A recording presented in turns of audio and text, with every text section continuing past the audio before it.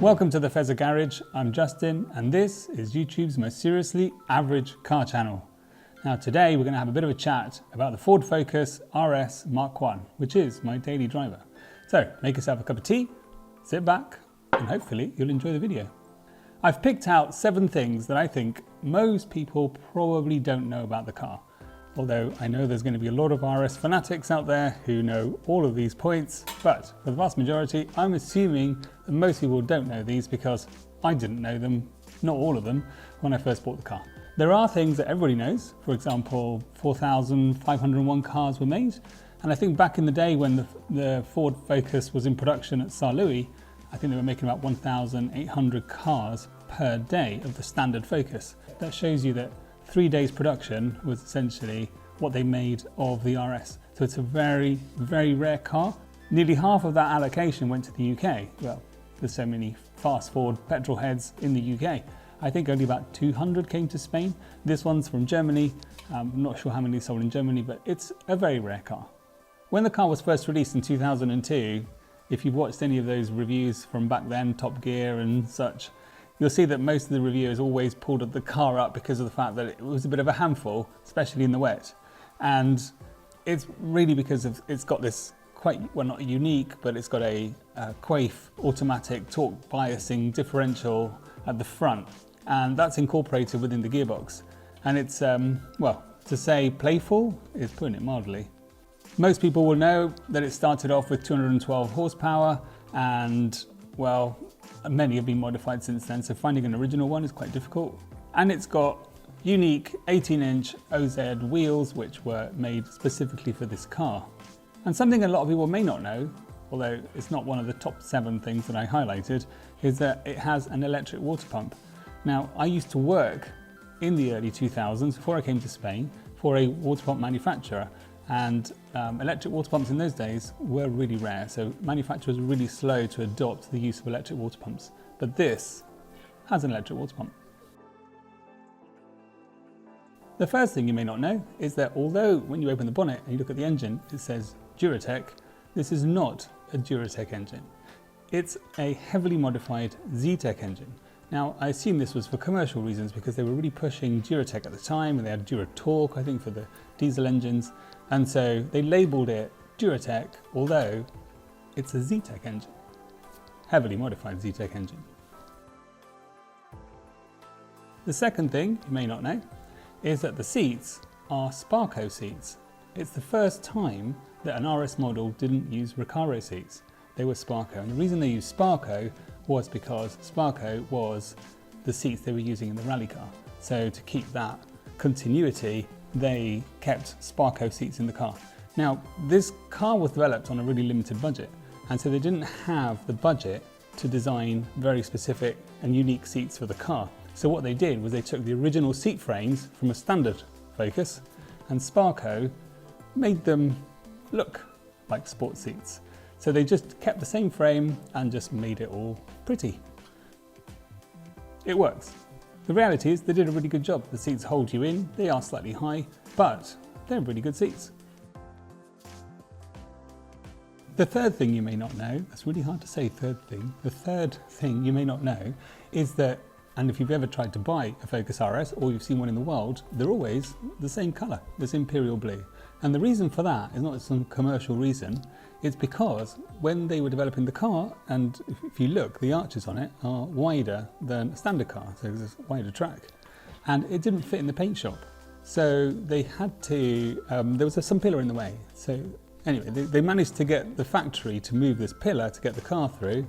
And because the people at the St. Louis plant were already being a bit difficult with this car, they decided to just have one paint colour so that to make life easier, and they developed this signature colour which is called Imperial Blue. And when the car is clean, which it isn't at the moment because, well, it's my daily car and I never clean it, it is a spectacular colour. During the development of the car, they were mostly white. And they did have a couple of black cars, and in black, when you see the photo of it, it does look really cool. But they were never blue. The blue was only for production. The fourth thing you may not know is that the car was developed by Tickford. So it was outsourced to Tickford for the development. The design was done in-house, but the development of the car was done by Tickford Engineering, based in near Coventry, I think it was. Now, originally the name of the car wasn't going to be RS. The name of the car was going to be the Racing Focus. But because previously Tickford had engineered the Racing Puma and it wasn't a commercial success, they decided to drop the Racing Focus name and bring back the RS badge. The fifth thing you may not know is that the gearbox is an MTX 75 gearbox that Ford had, and it's a really nice little shift, really nice little gearbox with an AP racing clutch, but it really does lack a sixth gear. But the reason why they chose the 5-speed gearbox is because they didn't have a 6-speed gearbox that could handle 310 Newton meter torque that the engine was going to deliver, and they didn't have a 6-speed gearbox that would fit in the car, so it ended up with 5 gears, but it desperately needs a 6th. So the sixth thing that you may not know is that there's a real lack of spare parts for this car, and the reason is because, if you think about it, firstly, about 70% of this car is unique, so it has no carryover from any other Focus in the range. Just making 4,500 of these cars, that's tiny. That was 3 days, equivalent to 3 days production of the normal Focus. So when Tickford went to these suppliers and said, okay, we need 4,500 of each of these parts, they were like, well, what's that, per week, per month? And like, no, in total. So most of these suppliers are like, well, we don't get out of bed for less than 100,000 parts.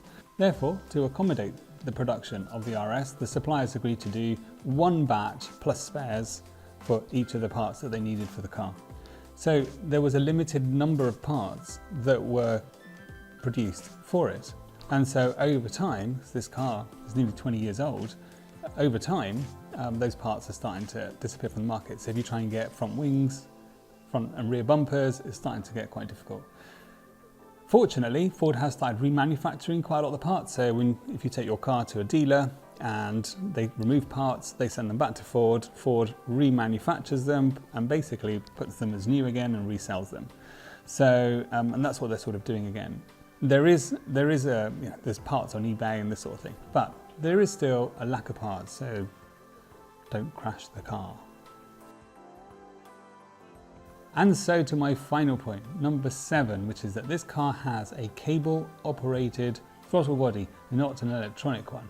And that's principally the reason why it doesn't have any traction control, it doesn't have any stability control, none of that nonsense. It's you and the car, apart from ABS, it does have ABS, but no stability control, no traction control, because it's cable-operated. There's a physical cable going from the accelerator to the engine, and you can feel it, and it's all the better for it. There you have it, 7 things you probably didn't know about the Ford Focus RS Mk1. Now I know there's going to be some people out there saying, Justin, I knew all of that, shut up, get a life.